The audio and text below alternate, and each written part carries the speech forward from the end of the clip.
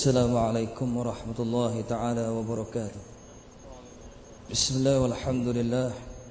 Alhamdulillahi rabbil alamin. Wabihi nasta'in ala umuri dunya waddin. Subhanaka la ilma lana illa ma 'allamtana innaka antal alimul hakim. Wa tub 'alaina innaka antat tawwabur rahim. Qad qala Allah subhanahu wa ta'ala fi kitabil aziz. بعد أعوذ بالله من الشيطان الرجيم بسم الله الرحمن الرحيم يا أيها الذين آمنوا كتب عليكم الصيام كما كتب على الذين من قبلكم لعلكم تتقون صدق الله العظيم. Fadil pengerusi, Tuan Imam, muslimin-muslimat, hadirin hadirat mati Allah subhanahu wa ta'ala sekalian. Hari ini kita sudah berada di penghujung Ramadan, yang barangkali di kalangan kita sudah lupa ataupun tak ingatlah kepada ayat yang dibaca di awal Ramadan dahulu, iaitu di mana ayat Allah subhanahu wa ta'ala mewajibkan kita untuk berpuasa. Tuan-tuan mati Allah subhanahu wa ta'ala sekalian, di hari-hari terakhir Ramadan ini marilah sama-sama untuk kita bermuhasabah. Barangkali di kalangan kita telah menghitung banyaknya amalan yang telah kita lakukan di bulan Ramadan ini. Banyaknya solat kita, banyaknya zikir kita, banyaknya qiyamul lail kita. Tapi berapa orang di kalangan kita yang menghitung adakah semua amalan yang kita lakukan itu diterima atau ditolak oleh Allah subhanahu wa ta'ala. Kita kena pergi setapak lagi. Buat amal banyak dah, tapi amal yang kita buat itu adakah diterima oleh Allah subhanahu wa ta'ala? Kerana apa tuan-tuan? Kerana dosa kita yang lampau masih tertulis di setiap buku-buku amalan kita. Dosa kita main bola di padang bola sampai tinggal sembahyang maghrib, dosa itu masih kekal sampai ke hari ini. Dosa masa kita remaja, dosa masa kita jahil, dosa masa kita belum mengenal Allah subhanahu wa ta'ala, dosa-dosa itu masih kekal berada dalam setiap buku catatan kita. Tuan-tuan yang mati Allah subhanahu wa ta'ala sekalian, maka justru itu di akhir Ramadan ini marilah sama-sama kita mengambil kesempatan untuk kita bertaubat kepada Allah subhanahu wa ta'ala dengan sebenar-benar taubat. Tubu ilallahi taubatan nasuha. Hendaklah kamu bertaubat kepada Allah subhanahu wa ta'ala dengan sebenar-benar taubat. Tuan-tuan muslimin muslimat, hadirin hadirat mati Allah subhanahu wa ta'ala, seringkali kita dengar hadis Nabi kita Muhammad sallallahu alaihi wasallam. Kata Nabi sallallahu alaihi wasallam, ramai di kalangan umat aku ini yang berpuasa, tapi mereka tak dapat melainkan hanya lapar dan dahaga semata-mata. Muslimin muslimat, hadirin hadirat mati Allah subhanahu wa ta'ala, Profesor Dr. Syekh Ahmad Musayyar, seorang ulama masyhur di Universiti Al-Azhar, mengarang satu kitab Rasulullah sallallahu alaihi wasallam fi Ramadan, Nabi kita Muhammad sallallahu alaihi wasallam di bulan Ramadan. Di dalam kitab tersebut beliau menakalkan bahawa Imam Ghazali rahimahullahu alaihi membahagikan golongan yang berpuasa ini kepada 3 golongan. Pertama, saumul awam, puasa bagi orang awam, iaitu mereka yang berpuasa yang hanya semata-mata meninggalkan makan dan dahaga saja, makan dan minum saja. Ini saumul awam, puasa orang awam. Yang kedua, saumul khawas, puasa orang khusus, iaitu orang-orang salihin. Mereka sewaktu mana mereka berpuasa, mereka menjaga seluruh panca indera mereka, sama ada mata mereka daripada melihat perkara mungkar, telinga mereka daripada mendengar perkara-perkara mungkar, dan seluruh jami'ul jawarih, anggota tubuh badan mereka, semuanya berpuasa kepada Allah subhanahu wa ta'ala. Dan golongan yang ketiga, iaitu saum khawasul khawas, puasa yang khusus dan lebih lagi khusus.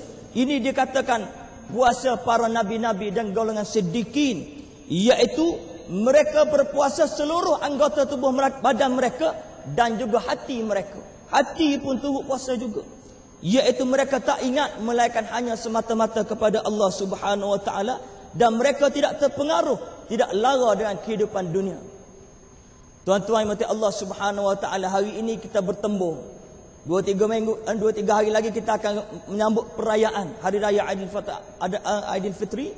Sekarang ini kita bertembung sama ada nak utamakan ibadat kita di akhir Ramadan ataupun nak buat persiapan Hari Raya. Betul atau tidak?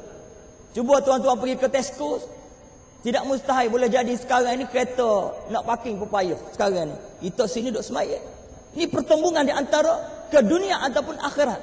Muslimin muslimat hadirin hadirat mati Allah Subhanahu wa taala.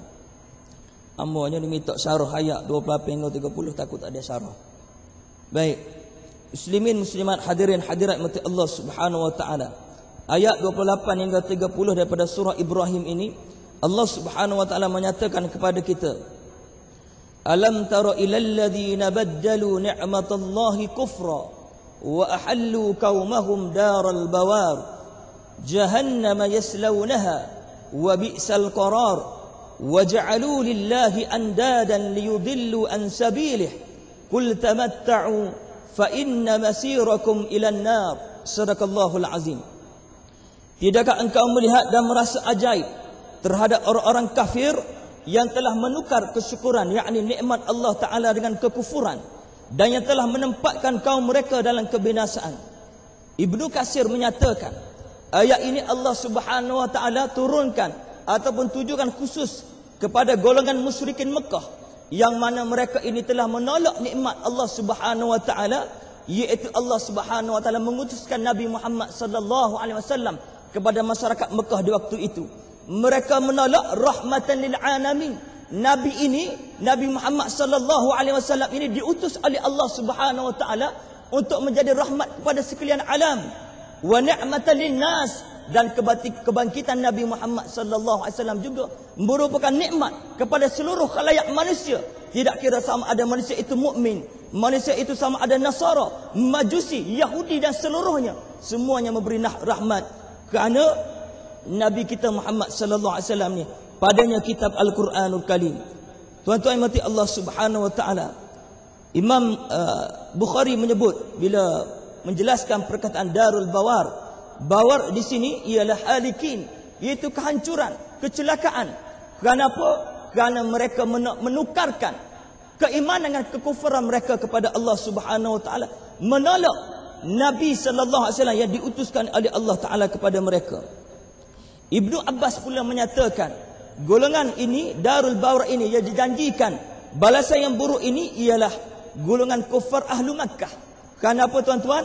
Kerana mereka menolak dakwah yang dibawa oleh Nabi Muhammad sallallahu alaihi wasallam. Dan ketika mana Sayyidina Ali karramallahu wajhah ditanya berkaitan dengan turun ayat ini, maka Sayyidina Ali menjelaskan apa yang dimaksudkan di dalam ayat ini ialah kufar Quraisy. Pada bila? Pada Yaumul Badar. Mereka telah dihina, disilakakan oleh Allah Subhanahu wa taala suatu peristiwa perang Badar. Dan dinyatakan pula di sini oleh Ibnu Abbas, dua kabilah utama yang dibinasakan, yang dihina oleh Allah taala, itu Bani Mughirah dan Bani Umayyah. Bani Mughirah dihancurkan oleh Allah Subhanahu wa taala di dalam peperangan Badar, manakala Bani Umayyah dimusnahkan oleh Allah Subhanahu wa taala di dalam peperangan Uhud. Muslimin muslimat hadirin hadirat mati Allah Subhanahu wa taala. Di dalam ayat ini kalau kita tengok sebelum ayat 28 dan selepas ayat ke-30, Allah taala menceritakan bagaimana orang-orang mukmin akan dikurniakan oleh Allah Subhanahu wa taala dengan balasan syurga. Dan mana-mana golongan yang menolak dakwah yang dibawa oleh Nabi Muhammad sallallahu alaihi wasallam, segala ilmu, segala hukum hakam yang dibawa oleh Nabi Muhammad sallallahu alaihi wasallam, mereka ini akhirnya akan dimasukkan ke dalam neraka Allah Subhanahu wa taala. Lalu Allah taala buat menyanyi bila mereka duduk dalam neraka, kata Allah taala, "Qul tamatta'u fa inna masirakum ilan nar." Bersenang-senanglah kamu, sementara di dunia ini mu orang kafir, orang yang tolak Islam, orang yang tolak undang-undang Islam, yang tolak hukum Islam, tak apa. Di dunia ni kamu boleh bersenang lenang. Kerana sesungguhnya kesudahan kamu di akhirat nanti, masirakum ilan nar, kamu akan dimasukkan ke dalam neraka Allah Subhanahu wa taala. Apa yang baik itu daripada Allah Subhanahu wa taala, dan saya minta maaf di atas sebarang kesilapan, kekurangan dan seumpama dengannya. Aku qauli hadza astaghfirullah alaikum wa lakum. Assalamualaikum warahmatullahi wabarakatuh.